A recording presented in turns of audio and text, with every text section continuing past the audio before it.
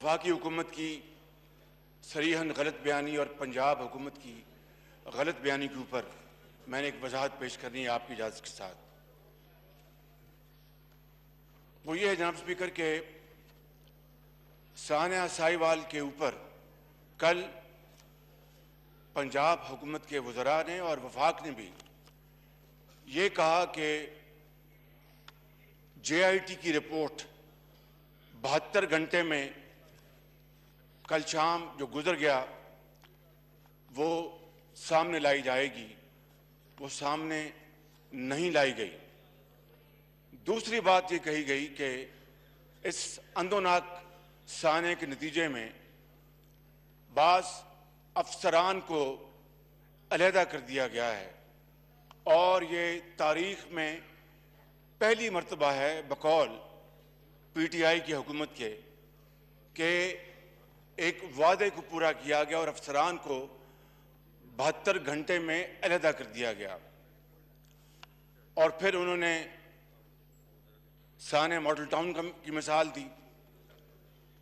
जनाब स्पीकर, मैं ये वजाहत करना चाहता हूँ कि साने मॉडल टाउन जो एक बड़ा दिलखराश वाक़या था, इसमें कोई शक नहीं, उसी रात RPO लाहौर से लेकर तमाम मुतल्लिका अफसरान को फिल फॉर अलहदा कर दिया गया था। उसी रात JIT नहीं बनाई गई थी, बल्कि हाई कोर्ट के जज पर मुश्तमिल जुडिशल कमीशन का उसी रात मैंने ऐलान किया था। और जनाब स्पीकर, सेलेक्टेड वज़ीर आज़म बैठे हैं, आज 3.5 महीने बाद तशरीफ लाए, इनको याद आ गई। मैं ये कहना चाहता हूं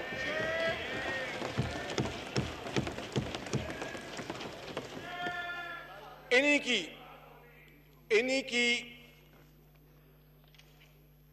जुबान में मैं वो अल्फाज दोहरा देता हूं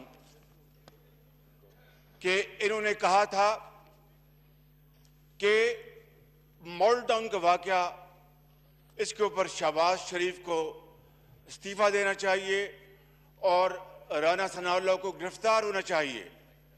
जनाब स्पीकर, राना सनाउल्लाह ने और डॉक्टर तौकीर ने वॉलंटरीली 48 घंटे के अंदर खुद उन्होंने अपने इस्तीफ़े पेश कर दिए।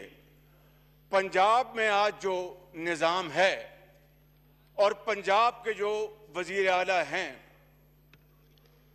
he can't even respond to the natural call without Prime Minister's permission. उनकी इजाज़त के बगैर वो एक कागज़ नहीं हिला सकते।